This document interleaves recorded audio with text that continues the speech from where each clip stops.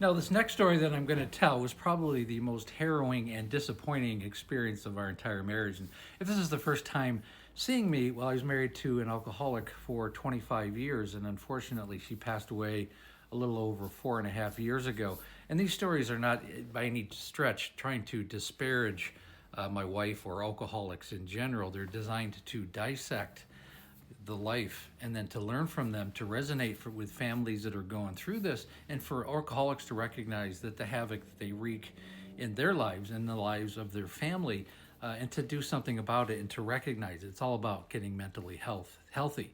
So on that note, this is the point where she had come back from a rehab, I believe. She'd been back for about 3 weeks, and then she had started drinking again, and I was very upset about it. And I remember that she had disappeared for most of a day. I don't. It was. This is about 9 years ago, probably 2016, 15, 16, somewhere around there. And I was in the garage, and we have those little windows in the garage that you can look out. And I was really looking for her, and I could hear the truck.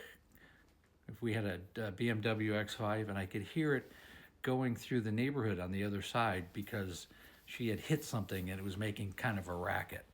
And it was one of those times as a family members where you're just exhausted because you don't know where she's been. She's been gone all day long. You can't imagine what had happened. She'd already had, I don't know, at least a couple of DUIs at this point. So you were always expecting the worst when she was gone for any period of time. And I think she had just said she was going shopping. I can't remember the specifics, but I was definitely looking for her and looked through those windows, and I could hear the car come up. It has a big 5-liter engine, the truck, so you could hear it coming up. And I looked out, and it was in the driveway, and it was coming up the driveway. I could see the grill of the car. BMWs have this big, massive grill, and it wasn't slowing down. I could tell she was actually accelerating up the garage, so I realized I needed to jump out of the way. It was a 3-car garage, and on one side it had like a man cave and a couch, and I actually jumped over the top of the couch at the exact moment that she came blasting through the garage door. And it was a big, heavy aluminum garage door, double wide, and it was just completely disintegrated as she drove through. And the lucky thing is that the frame of the garage door wrapped around the BMW, the front of it, and the wheels were spinning. So that prevented her from continuing on into the house and going through the living room, which would have been a disaster on a scale I can't even think about. But luckily, the frame of the car stopped the wheel. So after the initial shock of her driving through the garage door, I immediately got up because the wheels were still spinning. So obviously she had her foot on the accelerator. I sprinted around the front of the car because I didn't want to get run over. Opened the driver's side car, opened it up. Her head was on the steering wheel, and she was passed out. I had to physically remove her foot from the gas pedal. And then the car stopped. I took the ignition out and just stood there shaking, just in fear and shock and anger, animosity, and just trauma. It was just unbelievable. And there was like clouds of dust floating around, and it was unbelievable. It was like a scene from a movie. She had just driven through our house, and she was drunk and passed out. So I don't even know what she had to drink. Obviously, I think there was empty bottle of red wine, big huge bottle. It was empty on the passenger side seat. I got her upstairs. We were able to. I was able to slowly get her out of the car. She was just kind of mumbling, could barely walk. Got her up through the garage, through the family room, the kitchen, up the stairs, and I got her into bed.